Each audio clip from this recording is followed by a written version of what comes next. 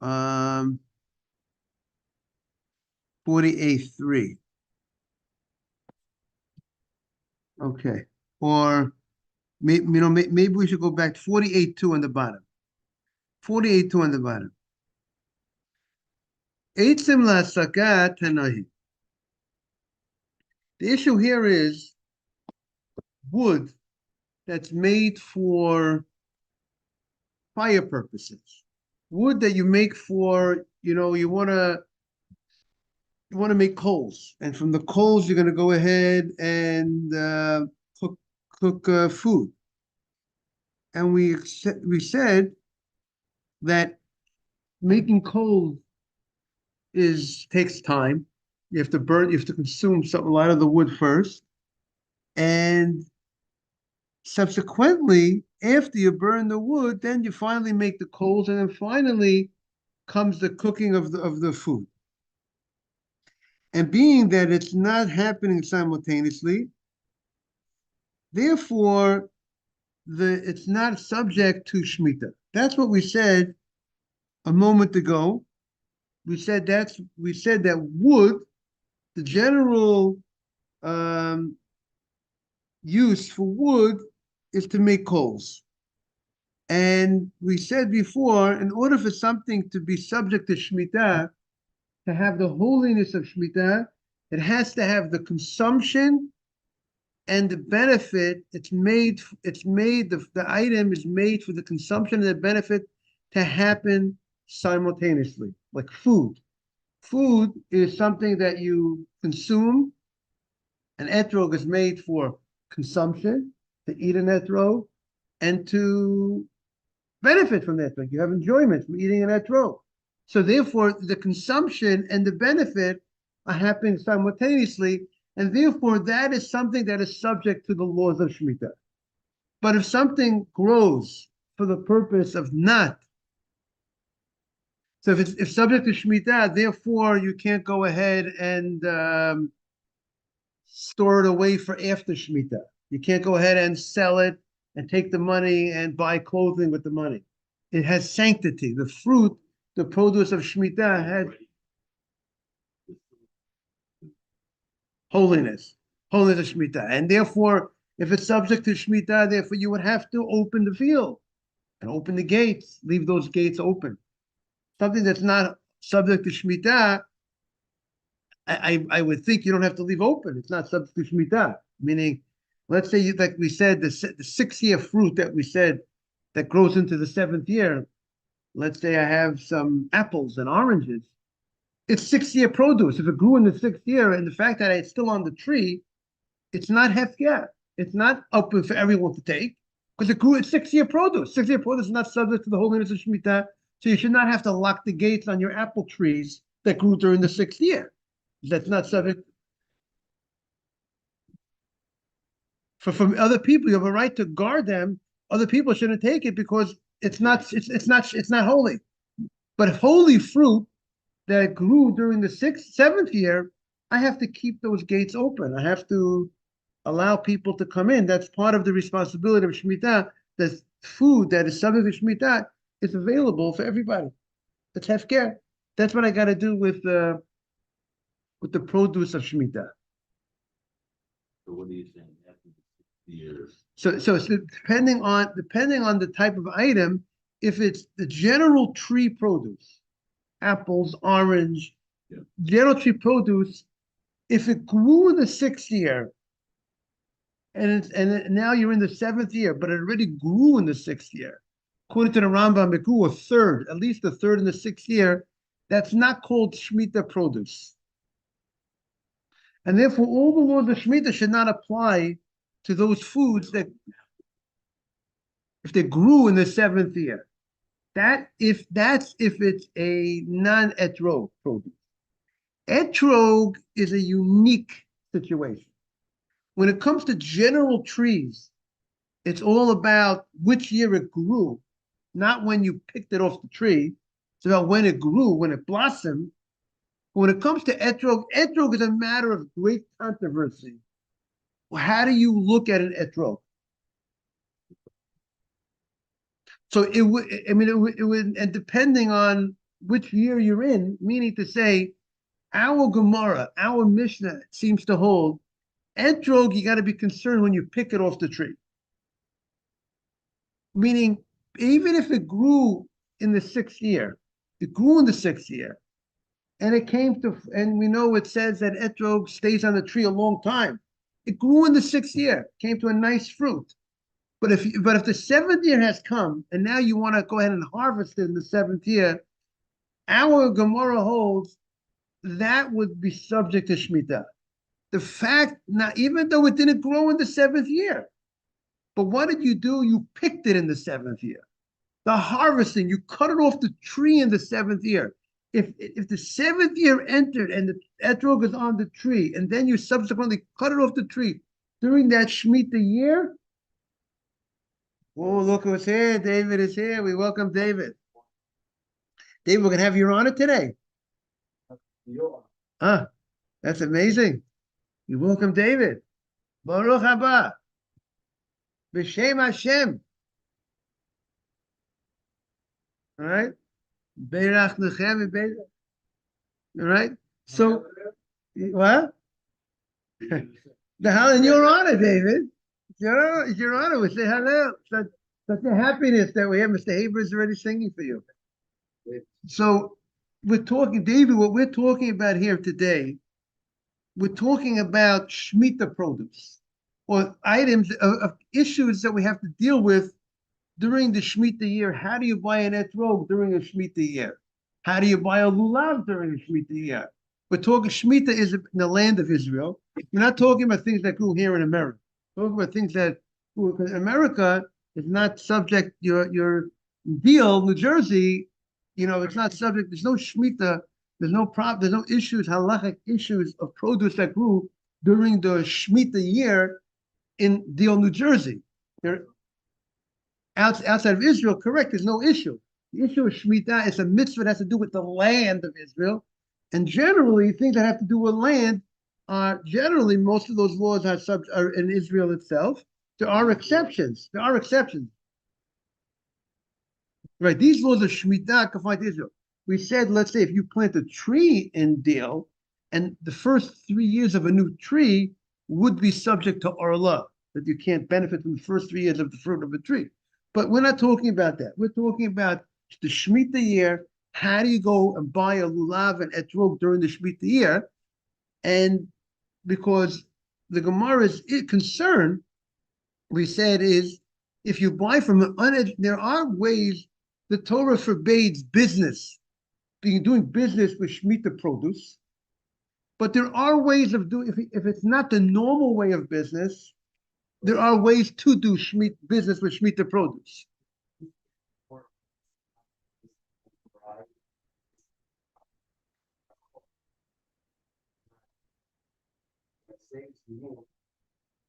They released one of their slaves.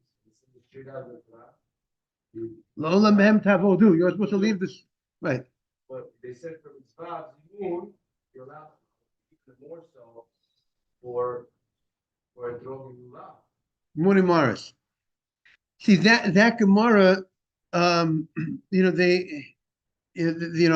a very, very important Gemara that you're bringing up. But the general use, the general question over there, how to understand that Gemara. The Gemara's going to ask, isn't that a mitzvah that's coming through a sin? And maybe the Gemara is going to talk about for a public, but we have to understand what the Gemara is saying there, because it's true. But the fact, something for a mitzvah, generally we don't allow a sin to be done for the purpose of a mitzvah. So that Gemara needs explanation in brachot. But the general is, if it's forbidden for me to do business, so I can't, if it will be done in the business fashion, I can't buy it, even if I want to use it for mitzvah. If I can't do business with it, I can't do business with it. Let's say on Shabbat, I can't do business on Shabbat. Even if I want to buy a Sefer Torah, which is a mitzvah, I can't buy a Sefer Torah on Shabbat from the sofer. Good morning. Because the mitzvah does not allow me to do a sin. So here too, if the produce of the etrog will be sold in a way that's in a prohibited fashion, that would be meaning in a way that it's prohibited to do business with Shemitah produce. I would not be the fact the end does not justify the means, right? Doesn't allow me to go ahead and buy that Shemitah produce if it's in the way of the normal way. Thank you so much for joining. Good morning. If it's in the normal way of selling. But our Gemara says the Gemara's concern. Our is what's your name? Remind me your name. Jonathan. We welcome Jonathan. Our Gemara, we're talking, Jonathan, about we're in the Shemitah year. Make believe we're in the Holy Land. We're in the Shemitah year. We want to how to when I start buying an etrog during the Shemitah. How do we do it? And the Gemara says the concern our Mishnah has is when you're buying from an uneducated Jew. So even if he left his field hefker, he left the field open, and he observed the Shemitah laws, and even if he's going to sell you the etrog in a way that you could technically do business with it, but the concern is, what is the seller, David, going to do with the money that he receives from the etrog?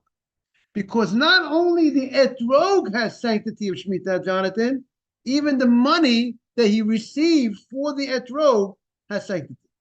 If you have Shemitah produce, right, Morris, and you go ahead and you sell that Shemitah produce, the holiness goes on to the money. Just like if you have Masa Sheni and you redeem the Masa Sheni on the coins, you have to bring it to Yerushalayim and buy food with it. So to the money that was received for the etrog, that was produce of Shemitah, has to be used for that money. We have to deal with that money. Exactly. Has to be dealt with properly, and I cannot set up an uneducated Jew for a sin. If I'm going to buy that produce from that uneducated Jew, right, very good, David. Is if I buy from an uneducated Jew, I have to for myself. I have to protect myself to take off myself from the produce of an uneducated Jew, because maybe he didn't take off produce. But here the concern is, if I buy Madir, when I buy food from him, the money that in my case is I buy non-Shemitah year, I buy produce year 2, 3, 4. There's no sanctity of that money. But here, when we're dealing in the Shemitah year, the money that I gave for the produce has holiness. It's sanctified. And what does that mean, sanctified? It has limitations what it can be used for. The seller cannot take that money and buy a diamond ring for his kala. He can't buy coats. Can't buy a coat. The Haber? Okay. Can't buy any fleet coats, Mr. Haber.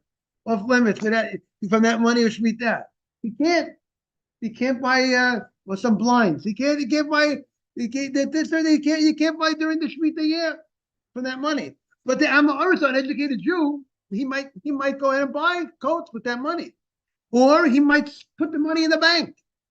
You can't put the Shemitah money in the bank. You can't store away Shemitah money.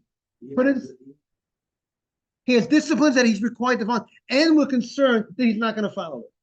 And we can't set up the uneducated Jew to fall. We lifnei iver lo sitei nafsho, which literally. Oh, so therefore we can't buy.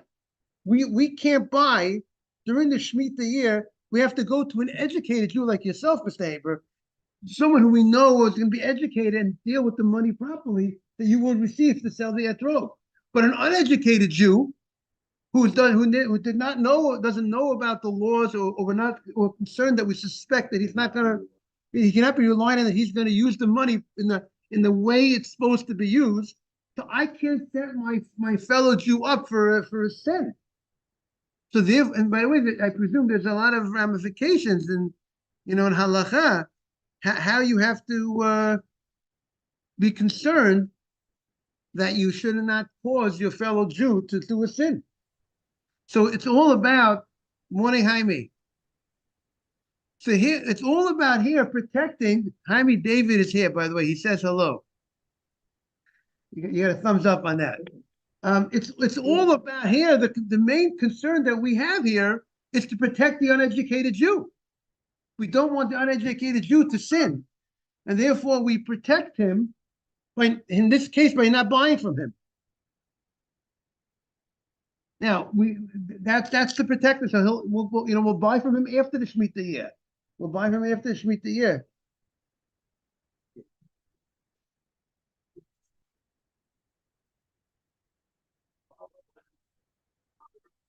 It seems that we're suspecting that he's going to not follow these guidelines. You tell a guy, he sells the produce, and you tell him, you know what, you can't put the money in the bank. You can't store away the money. You have to use up the money during this year. People, not everyone's ready to do that. So people, and therefore, good morning, and therefore, and it seems like even if you would tell him, the concern is that he's not going to keep that law. And therefore, because he's not going to keep that law, you cannot go ahead and buy that etrog from him. What you could do is, the Gemara says, you ask him to give, if he doesn't want to gift you the etrog, you could pay more for the lulav. You could still do business with him, but you say, I'm going to give you more money for the lulav. And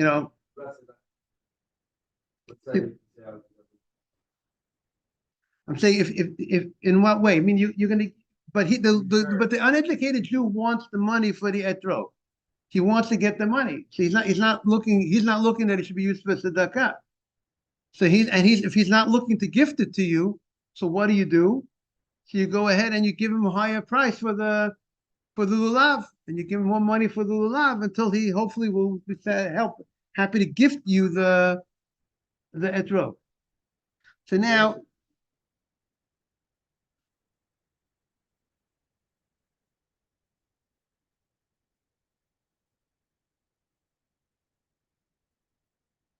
Right, exactly. It's like Mr. Haber said. If I go ahead, the uneducated Jew, if he's ready to gift me the etrog, and I'll give him a higher price for the love, then I could deal with him.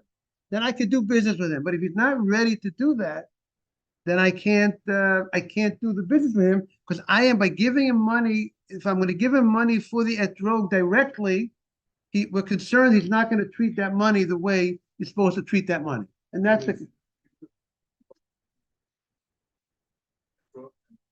exactly the concern. Rashi says, if I pay him money for the etrog, Nathan, I'm giving him a stumbling block, because he's going to take that money and he's going to put it in the savings account, or he's going to buy some coats with it, and we have trouble. We have trouble because he's not using the money. The money has sanctity. By the way, I think it's a big musar, I think, for all of us, to see how money can have sanctity. The money has sanctity.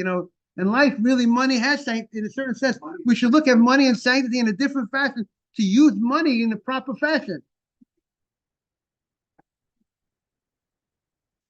Right. After you buy the product, correct. But by being connected with the Shemitah, you brought sanctity to the money.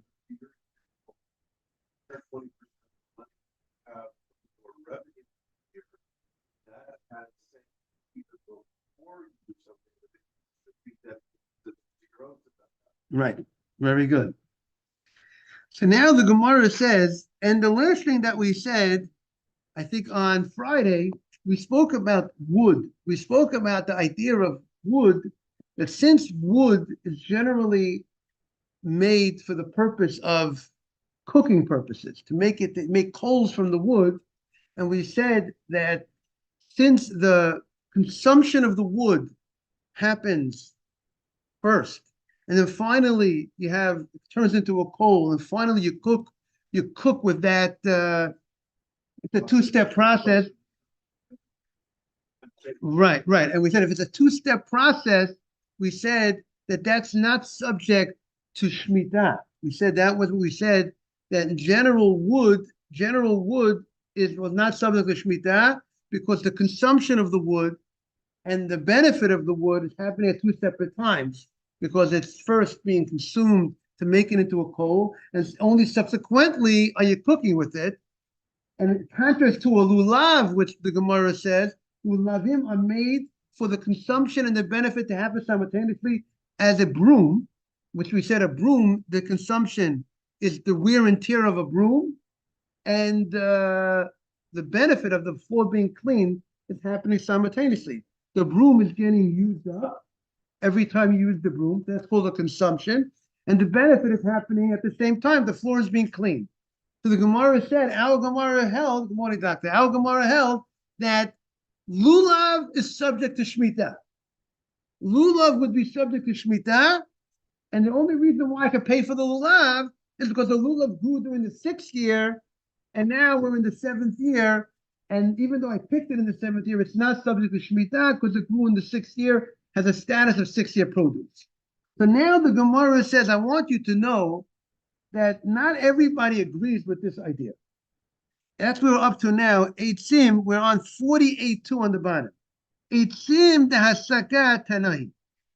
A wood that's used for firewood is a machloket Tanoim. There's a machloket, there's an argument among the Tanoim.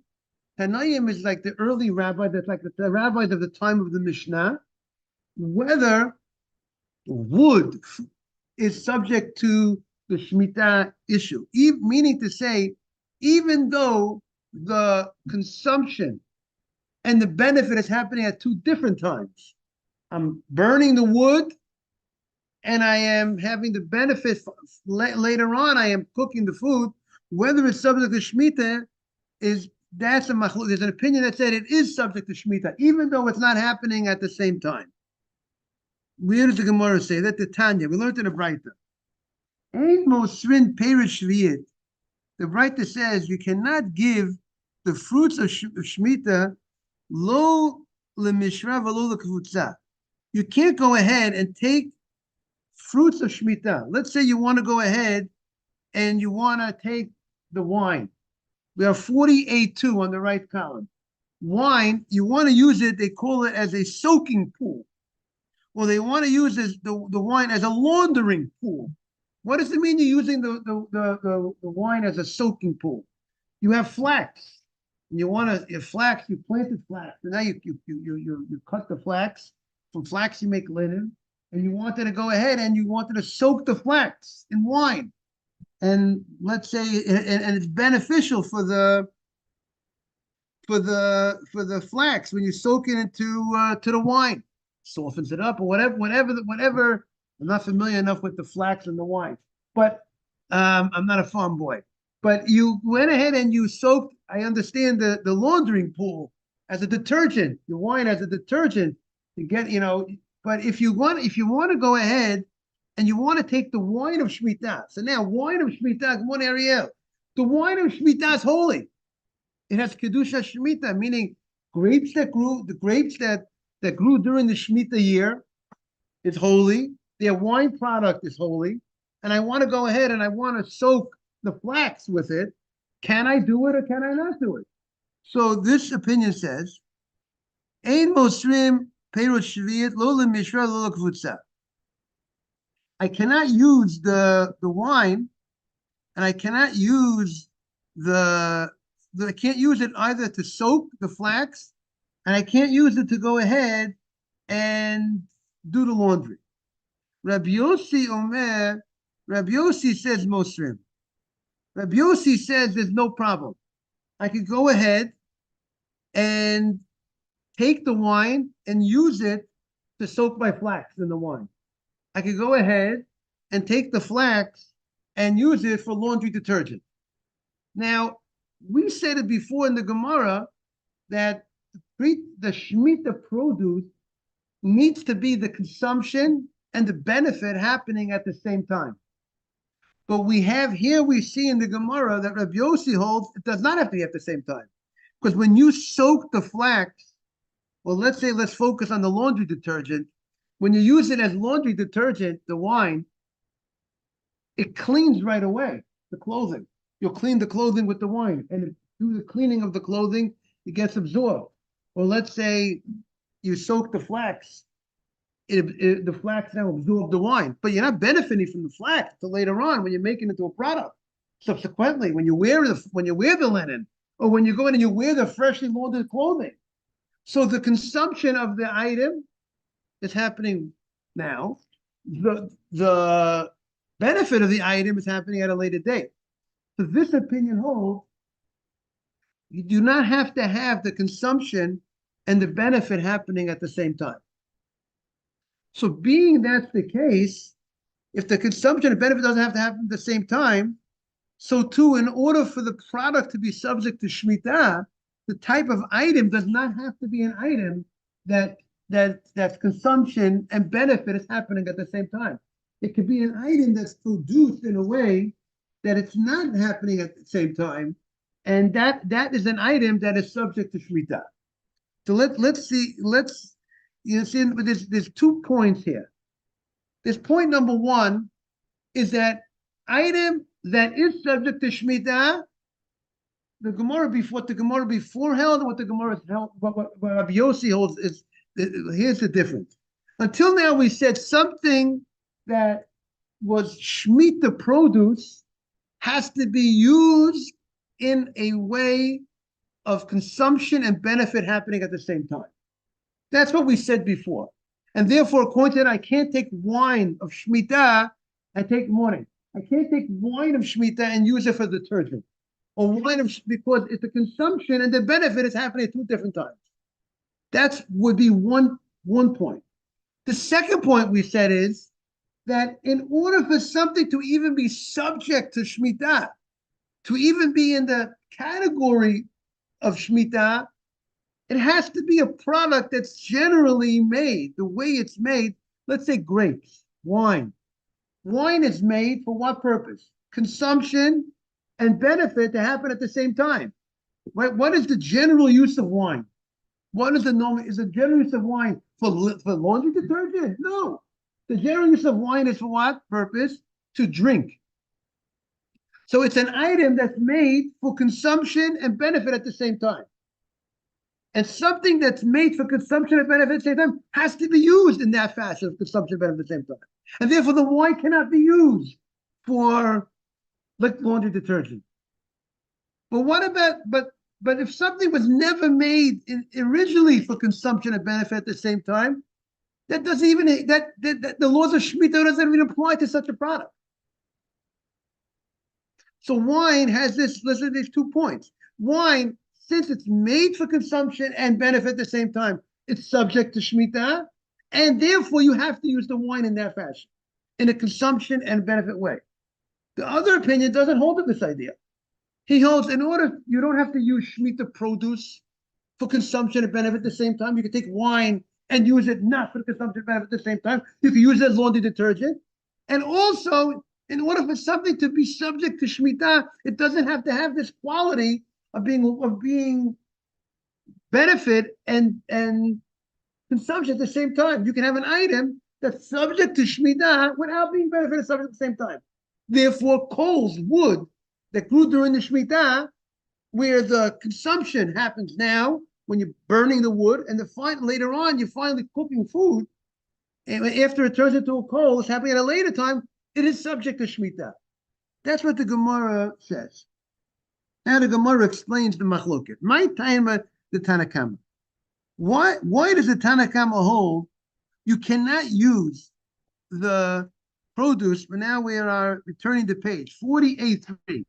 Why can't I use the produce of Shemitah for laundry detergent? What's the problem? My time at Tanakama. The Amakra. The pasuk says la'achla. The pasuk emphasizes the Shemitah produce is given to you la'achla, for eating purposes. Eating purposes. Eating, that's for soaking. Soaking is not eating. V'lo l'mishra, v'lo l'klutzah. Not to soak it, not to soak the flax, not to do the laundry with it. V'lo l'klutzah. So he has the pasuk, the word of the pasuk, when the Torah talks about Shemitah produce, the Torah was very specific. It says the Shemitah produce is used for what? La'achla, for food, not laundry detergent. Now, by the way, halachically, we have to think about when you have an item that has a higher use, to use it for a lower use might be even bal tashchit. You're wasting. Let's say a guy goes ahead and you take wine, you want to clean up a spill using wine, but it's a liquid. So maybe it'll help, let's say something is sticking on the table. Something sticking on the table, I need something wet to get rid of the stick. It's right, it's gluing on the table. So there might be a different, on a regular, nothing to do with Shemitah. You're getting into different halachic questions. Am I allowed to use wine, which has a expensive value, and using it like water. So even though I'm having a use for it because I am cleaning the table with it, but I got that sticky part, I got off that sticky, muddy part on the table because I used the liquid, but maybe I wasted. I wasted something that cost $20 a bottle, which I could have used zero water that costs nothing. Maybe, and the fact that I use wine, I might be violating a different issue called baltashchit. I'm wasting. So that's it. Even though I use it for a purpose, that might be called wasting when you take an item that you could use water. Instead of using water, I decided to use my cup of soda, right, to do it. So that's a different question that has to be looked at. Why? Maybe laundry. Let's say in a place where you have so much extra wine and and the wine is going to go spoil and I'm using it for laundry. Whatever, might get into that issue. But whatever the issue here is, he wants to use the wine for laundry detergent. So the Tanakama says the Torah is very specific of the use that you have to have for Shemitah produce. What is the use, Ariel? Lachla. Eating purpose. That's what he's going to clarify himself in a minute. He's going to explain himself in a minute a little more, because we'll see it's not only, could you even use it for other things as well, certain things. Let's see what he said. You can't use it for soaking or for laundry. My time with Rabbi Yossi. What's the reason of Rabbi Yossi? The Rabbi Yossi says you could go ahead and use the wine of Shemitah to soak your clothing. The Amakra lachem. The person, it's for you. The word for you doesn't say eating. It's the Shemitah produce is for you. For you. Want to use it for laundry? Laundry detergent. Lachem, lechosachechem. For all your needs. You want it to soak your flax? Use it for soaking your flax. You want it to go ahead and use it for your laundry detergent? Use laundry detergent. That is the opinion of Rabbi Yossi. But the Gemara is going to say, listen, what does each rabbi do with the other word in the pasuk? How do you pick and choose? We have two words in the pasuk. One word is lachem, which seems it's yours, which is not specific. Didn't identify specific which sounds like for any use. And the other word in the pasuk is lachla, for eating purposes, which is very specific. So how do you pick and choose? This rabbi focuses on the word lachem, and this rabbi focuses on the word lachla. It's not fair. You have to be. There's another word in the pasuk, so that's what the Gemara is going to do now. David, is that clear? How does each one pick a different word of the pasuk to tell us? My law follows this word, but we agree there's another word in the pasuk. Jonathan, that's your name. You hear the question the Gemara is going to ask, Jonathan. So that's what the Gemara now is going to shoot. Vitana kama. This is kosher shooting. Vitana kama. Halksiv lachem. It says lachem. Lachem sounds like it's for you, which is unrestricted, unlimited use. So how do you restrict it? How do you say it's only for eating? So he says, Hahu lachem, that when it says lachem there, it means dumya de lachla. You're right. I agree with you. Lachem is a broad word. It's for you. But that for you needs to be similar. It's for me as long as it matches the lachla. It's similar to the way you eat. The pasuk says lachem lachla. You could use it for other purposes. It could be used for other purposes if the other purpose is similar to eating. What does that mean? Eating is consumption and benefit at the same time. But if it's not consumption and benefit at the same time, that I don't have a right to use it in that type of use. Lachem, I can use it for other purposes if it's what? Consumption and benefit are happening at the same time. So that's what.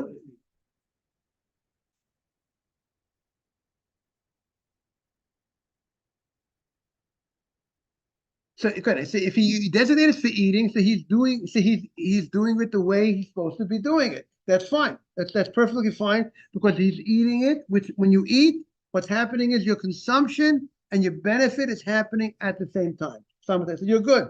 You're good. If you do that, Mr. Haber, using it for eating, it's no problem. And as long that's fine.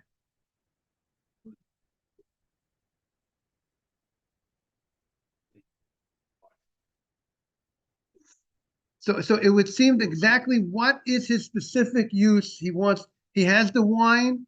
He wants to drink it, drink it.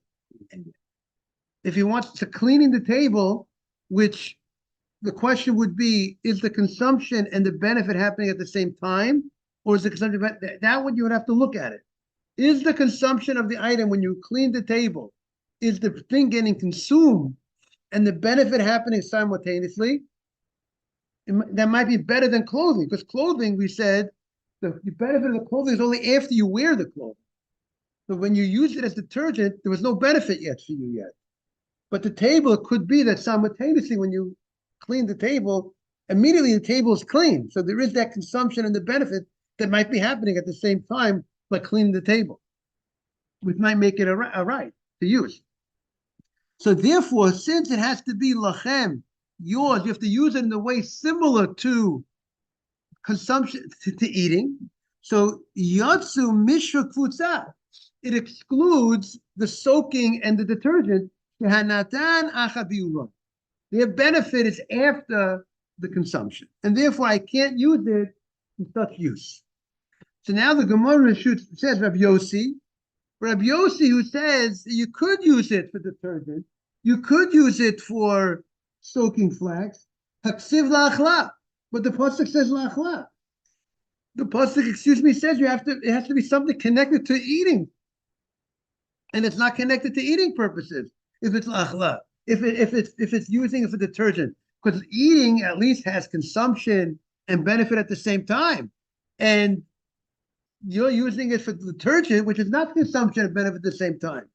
So the Gemara says, you know what he uses the word la'achla? He says like this: lachem means, well, you can use it for any use you want. La'achla, when the Torah tells us for food purposes, that's coming to tell you to exclude medical purposes. Don't use produce of Shemitah for don't make medicine, don't make it for medical purpose, to heal a wound. Use non-Shemitah produce to heal a wound. Don't take Shemitah fruit, Shemitah produce, wine from Shemitah to use as some sort of medical purpose. La'achla v'lo l'lugma.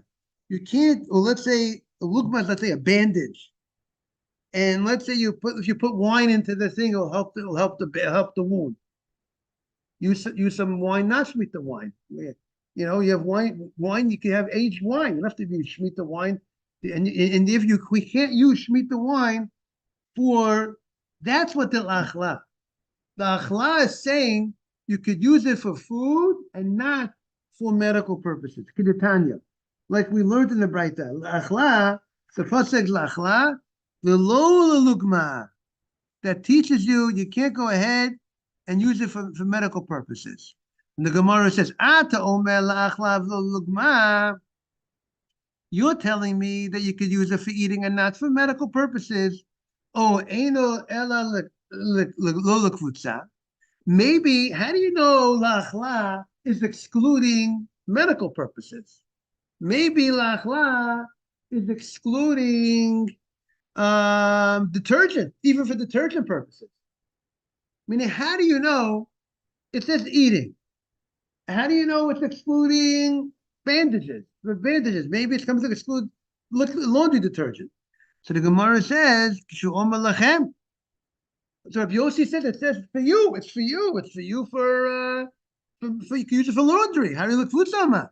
So So why does it say lachla for eating? So the eating is lachla v'lo lugma. Because lachem says I could use it, indicates I could use it for other purposes like laundry. So lachem, therefore, if that's the case, lachla, when it says for eating, it's coming to exclude what? Medical. I mean, you could ask the Gemara's going to shoot back. What do you mean? Maybe I'm coming to include medical. Medical is also for lachem for me. How do we know to exclude medical but include laundry? Maybe do it the other way around. The one's going to say, Mara ita. What did you see? Lerabot et hakvutza. To include laundry detergent, I could use wine for laundry detergent, and I have to exclude medical purposes. Maybe I should do the other way around. Include medical and exclude laundry. Now we're turning the page. 40b. Marbani, the Gemara answers, Marbani is a kfutza. I rather include laundry. Laundry is different than medical purposes. Why? Laundry is something that everybody needs. It's something, everyone needs laundry done. Medical purposes, one area. Medical purposes, a very specific group of people need medication. You go to a doctor's office. What do they ask? Are you on any medication? Not everyone's on medicine. Everyone has their laundry done. So if the Torah says I'm coming to say you could use it for use, Torah says lochem, you could use it for personal use. Most likely, it's coming to tell us use that's general use that everybody needs. And therefore, when the Torah says I want it to be for specific for food and not for other use, I'm coming to exclude something which is not for everybody's use for medical purposes. Is that clear what the Gemara says? I am going to include laundry purposes. Everyone needs the laundry done. Therefore, if the Torah says lachem, it's for you even for the laundry. But I'm going to exclude the medical purposes for the bandage, to put wine in a bandage. That's not, everybody does not need a bandage, thank God. And therefore, when the Torah says I eat for eating purposes, when the Torah says it's for eating purposes during the Shemitah, that means to exclude, you can't use the wine, good morning, Jack. Okay. You can't use the wine to make a bandage with the wine of Shemitah. The Gemara says, Man Tana Laha.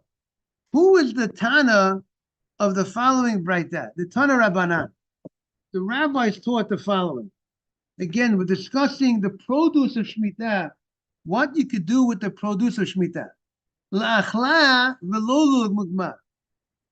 It says in the pasuk, when the Torah says about Shemitah produce, that you use it for eating purposes, and we darshan, we say eating, but not for a bandage.